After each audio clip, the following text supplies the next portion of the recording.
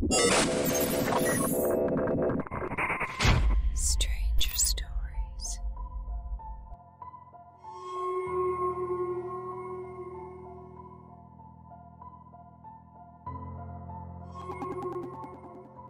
This is a story from a fair few years ago when I was 13. I was home alone at the time. My parents were out for the night, and my older brother and sister were also out enjoying their Saturday. Being home alone was not too uncommon for me at this age, and it did not bother me as I enjoyed having my weekend evenings watching films. We lived on a normal street with terraced housing. At night, the road tended to be pretty quiet.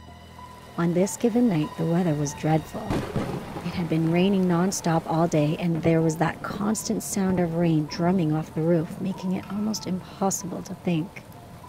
I was watching TV as per usual when our neighbor's house alarm started ringing. Our neighbor was a doctor and was constantly on call. I had been inside their home to turn off and rearm the alarm on several occasions. We had their keys, and she appreciated when we did so. Almost instinctively, I paused my movie, grabbed the spare keys, and walked over to her house. I entered in her code, rearmed the alarm, and closed the door. Within 2 minutes of sitting down again to watch my movie, I heard the alarm starting again. I grabbed the keys and opened her front door. I decided to have a quick look through the house. It was a relatively large house with 3 stories.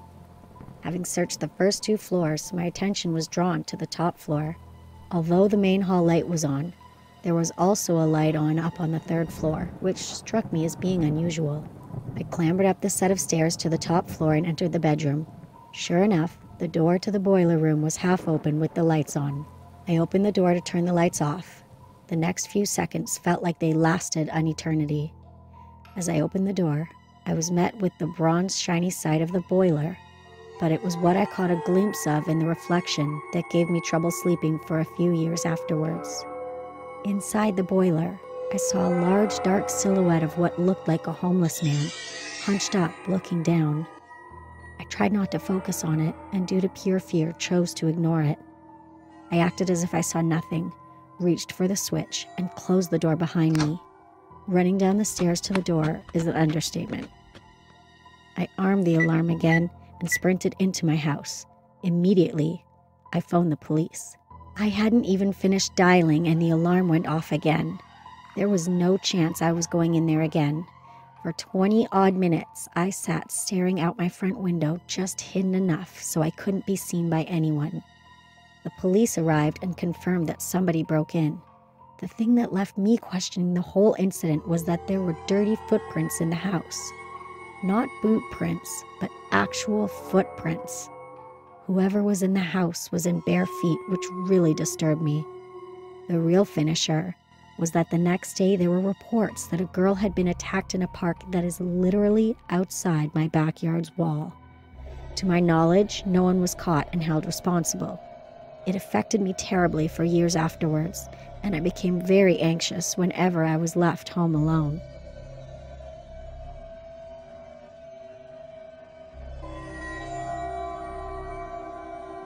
It was around 7 p.m. I had just left my dad's apartment after spending the weekend there, something I did quite often.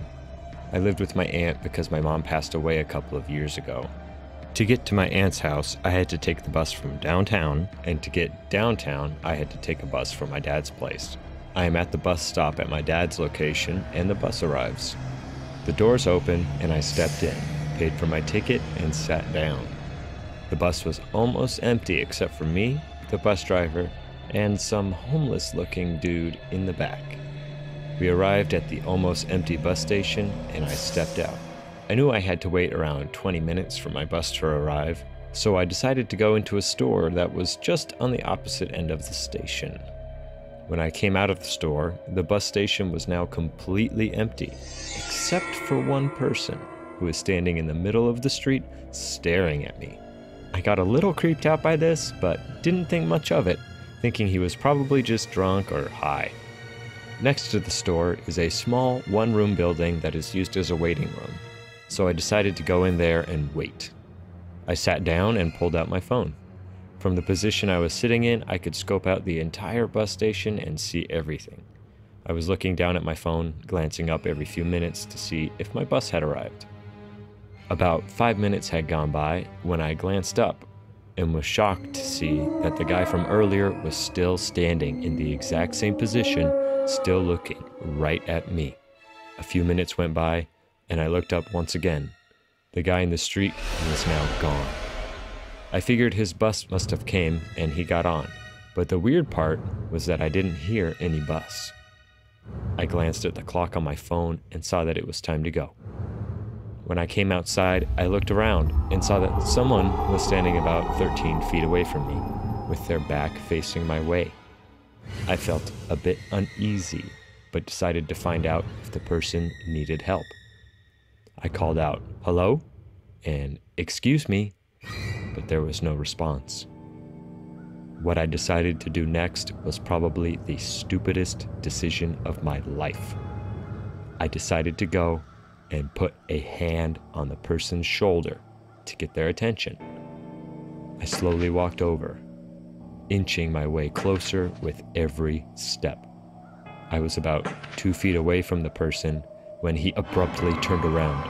It was the man from before, the same homeless-looking man I had seen on the bus. He had this crazed look in his eyes, and before I knew it, he started laughing at me. I screamed and turned around to run away. I quickly looked back and saw what appeared to be a knife in his hand. I screamed even louder and ran as fast as I could over to the bus, which luckily for me had just arrived. I went inside the bus and told the bus driver what had happened. We went over to where I had seen the man earlier, but he was nowhere to be seen. This has by far been the craziest and scariest experience of my life. Luckily, I never saw him again.